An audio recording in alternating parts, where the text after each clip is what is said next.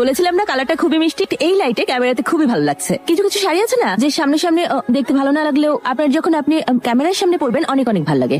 এই কালারটা অনেকটা সেরকমই, হয়তো সামনাসামনি অতটা গর্জিয়াস না, কিন্তু আপনি যখন পরবেন তখন অনেক গর্জিয়াস লাগে। এর মধ্যে সুবর্ণ ভাবে লিখেছেন আপনি বেগুনি শাড়িটা আবার দেখবো। আচ্ছা ঠিক আছে, আমি আমার লাইভের শেষের আগে আপনাকে অবশ্যই বেগুনি শাড়িটা দেখাবো। মৌটুসি লিখেছে হাই আপু, কি খবর? Thank you so much. তোমরা যখন আমাকে টেক্সট করো না আমার খুবই ভালো লাগে, আমার মনটাই ভালো হয়ে যায়। আরেকজন লিখেছে আইডির নাম হলো তুমি আমার জান। ওরে বাবা, তুমি আমার জান, এটা আবার কোন ধরনের আইডি? মুনিয়া লিখেছে লাভ ইউ আপু, তোমার লাইভ দেখে আমি লাইভ ফিরে পাই। থ্যাংক ইউ মুনিয়া। সত্যি কথা বলতে কি তোমাদের সবার ভালোবাসা আমাকে রিচার্জেবল করে তোলে। এর মধ্যে একজন লিখেছে তোমাকে কাঁচাই খেতে চাই, তুমি কাঁচাই অনেক টেস্টি হবে। এই যে ভাই ভুলটা করলেন, কাঁচাই যখন খাবেন তাহলে কাঁচা ফল খান, ফ্রুট খান, আমাকে খাওয়ার কি আছে? এই যে বাজে কমেন্টটা করলেন এই জন্য আপনাকে দিলাম ব্লক করতে। না ও হ্যাঁ, লাইভের একদম শেষ পর্যায়ে চলে এসেছি। সুবর্ণা, আপনাকে কথা দিয়েছিলাম লাইভ শেষ করার আগে আপনার বেগুনি শাড়িটি আপনাকে আবার দেখাবো। আমি দেখাচ্ছি আবার। সত্যি বলতে এই শাড়িটা আমার নিজেরও খুব পছন্দ, বুঝছো, কিন্তু সবসময় নিজের পছন্দের শাড়িকে আমি নিজে পড়তে পারবো? এটা তো কাস্টমারদেরকে পড়লে আমার খুব ভালো লাগবে। এই যে দেখে নাও আবার, ঠিক শাড়িটা পড়তে চাও এখনই অর্ডার করে নাও। বিশেষ করে সুবর্ণা ম্যাম, তোমাকে দেরি করবো না। আমি হয়তো খুব শীঘ্রই তোমাদের জন্য আরো নতুন নতুন ইন্টারেস্টিং প্রোডাক্ট নিয়ে সামনে চলে আসবো। বাই। সি সি সি মাসুদ, সালা মাসুদ, তুই কতটুকু যাইতে পারো সেটা আমি দেখতে চাই। মাসুদ তুই কই রে? হয়তো বাসায়। একটু নিচে নাম তো। এত রাত নিচে নাম না, একটু চা খাবো। ঘুম পাইতেছে, আমি তাই ঘুমাই গেছিল। হ্যাঁ, সেটা তোর কথা শুনেই বোঝা যাচ্ছে তুই ঘুমাইতেছস। জাস্ট চা খাবো, 10 মিনিট নাম না। এত রাতে চা খাম না, চা খেলে আমার ঘুম যাবো গা। তুই বল। তুই মাঝে মাঝে না পুরো লেডিস টাইপ আচরণ কর। কি করতেছিলি? ওই একটু বাইরে ছিলাম, একটা গল্পের বই পড়তেছিলাম, আর তখন তুই নক দিলি। হায় রে ভণ্ড, তুই যে কি করতেছিলি আমি জানি সেটা।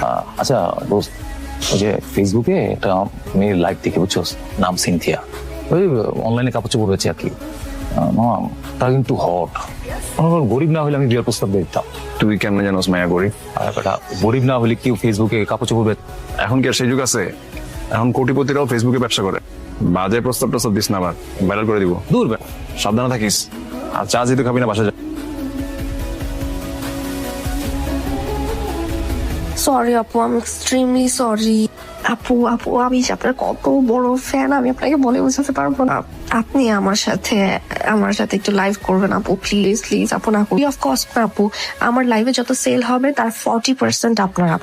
আমার লাইভ করার সময় পাই না, এখন আবার আপনারটাই ঢুকবো কি করে?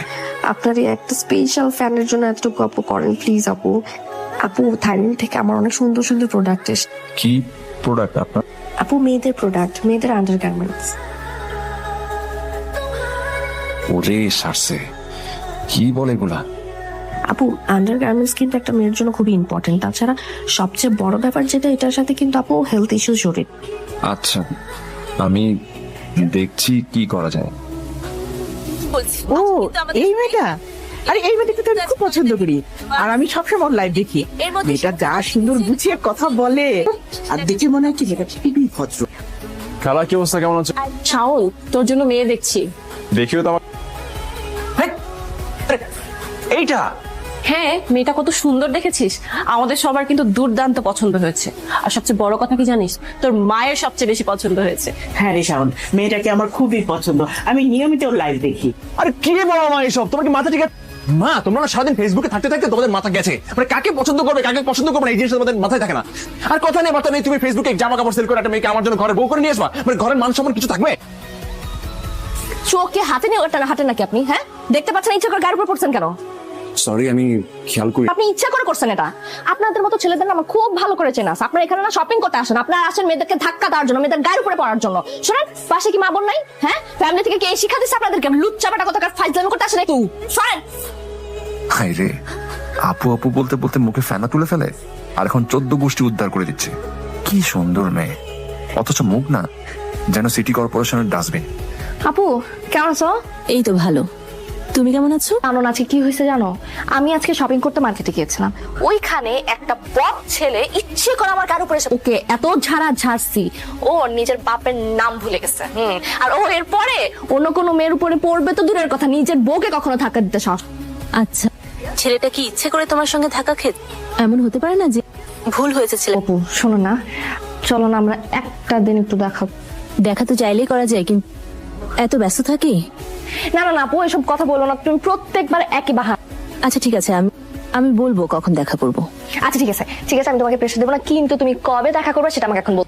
আমার ঠিক একটু পরে লাইভে যেতে হবে, জানাবো তোমাকে। ওকে আপু। কি করে বলবো আমার ভালোবাসার কথা? থ্যাংক ইউ সো মাচ সবসময় মতো আজকেও আমার লাইভে রেসপন্স করার জন্য। আজকের লাইভ এখানেই শেষ, তো তোমরা আর দেরি করো না, যার যা পছন্দ হয়েছে সেই প্রোডাক্টটা এখনই অর্ডার করে দাও। সবাই ভালো থেকো, দেখা হবে নেক্সট লাইভে।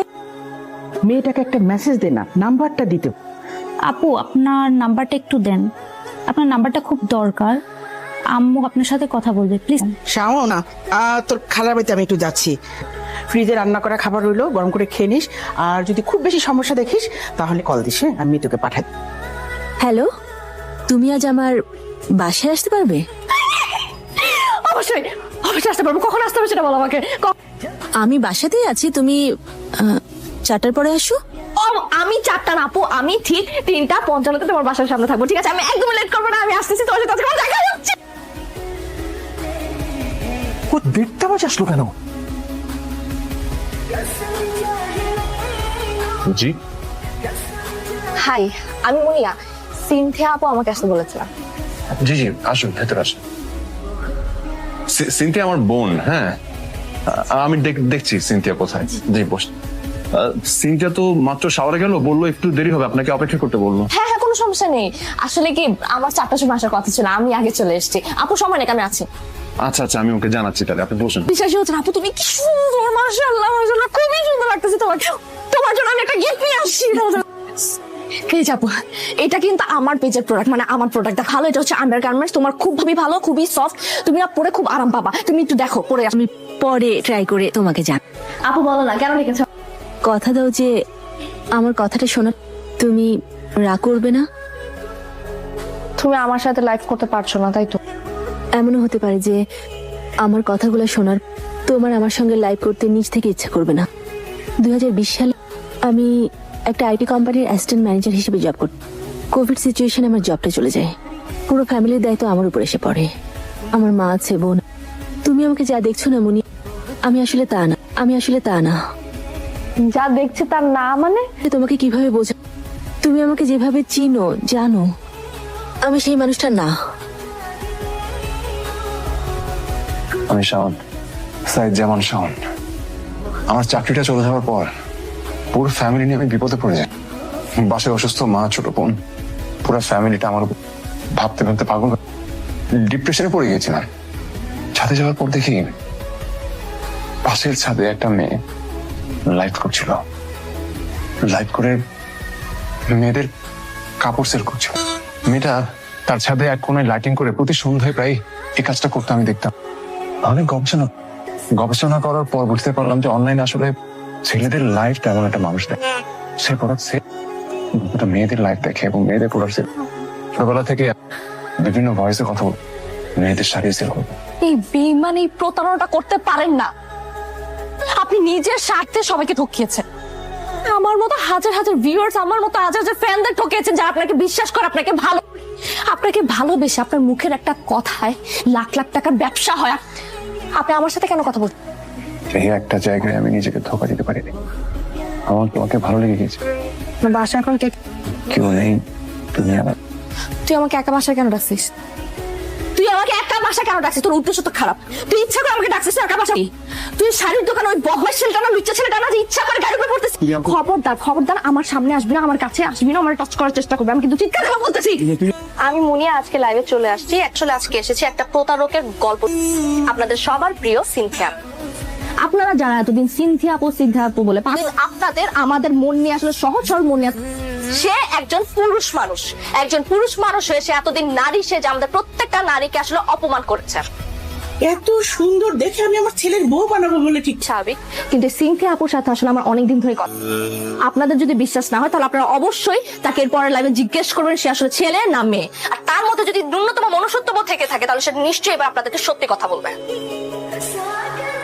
আমার তিলে তিলে গড়া বিজনেসটাকে তুমি মুহূর্তেই ধ্বংস করে দিলে মুনিয়া।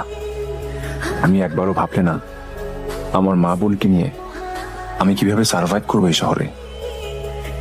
আমি পরিচয় গোপন করে লাইভ করেছি বলে সেটা প্রতারণা। আর কোভিড এর সময় বিনা নোটিশে যে আমার চাকরি চলে গেল সেটা কোনো ক্রাইম না, তাই না? করিনি। লাইভে আমি কি ছিলাম সেটা ফ্যাক্ট না, আমার প্রোডাক্ট ফ্যাক্ট। আমার প্রোডাক্ট পেয়ে তো কেউ প্রতারিত হয়নি। তারপরও তুমি লাইভে এসে আমার সব কিছু শেষ করে দিলে। মা, তুমি কার নাম্বার থেকে ফোন করছো? হ্যাঁ, তোমার কথা এরকম শোনাচ্ছে জানো? আমি জানি আমি আপনার অনেক বড় ক্ষতি করে ফেলি। আমি কোনোভাবে এটা পুষিয়ে দিতে পারবো। আপনি আর আমি মিলে যদি আপনার পেজ থেকে লাইভে গিয়ে আপনার স্ট্রাগলের গল্পটা সবাই, আমি কিছুদিন আগে আমার পেজ থেকে সিনথিয়ার প্রতারণার কথা আপনাদেরকে, ওর আসল মুখটা সবার সামনে উন্মোচন কর। 2020 সালের কোভিড সিচুয়েশন আমার চাকরিটা চলে যায়। চাকরিটা হঠাৎ চলে যাওয়াতে আমি পুরো পরিবার নিয়ে ভেঙে পড়ি। পুরো পরিবারের দায়িত্ব অনেক বছর ধরে আমার উপরে। আমার মা খবর একটা সময় ফ্রাস্ট্রেশনে আত্মহত্যা করতে চেয়েছিলাম। দেশের বিভিন্ন জায়গায় আমি সবচেয়ে ভালো শাড়িগুলো কালেক্ট করে আপনাদের কাছে, হ্যাঁ আমি প্রতারণা করেছি আপনাদের সঙ্গে। আমি নিজের পরিচয় লুকিয়েছি, কিন্তু বিশ্বাস করেন আমি আমার প্রোডাক্ট নিয়ে আপনাদের কাছে কোনো প্রতারণা করিনি। আমি সবসময় আপনাদের কাছে সবচেয়ে ভালো প্রোডাক্ট দিয়েছি। আমি সবসময় চেয়েছি সিনথিয়া ফ্যাশনের প্রত্যেকটা শাড়ি মানুষের ঘরে ঘরে পৌঁছে যায়। আমি খুবই দুঃখিত, ওনাকে আপনাদের সামনে খুব খারাপ ভাবে উপস্থাপন করবো। মানে আমাদের আন্টি এখন লাইভটা দেখছেন। আমাকে আপনার ছেলে বউ বানাবেন? আপনি যদি রাজি থাকেন তাহলে প্লিজ কমেন্টে যাবেন। আমি রাজি, আমি রাজি। লেখ লেখ লেখ লেখ।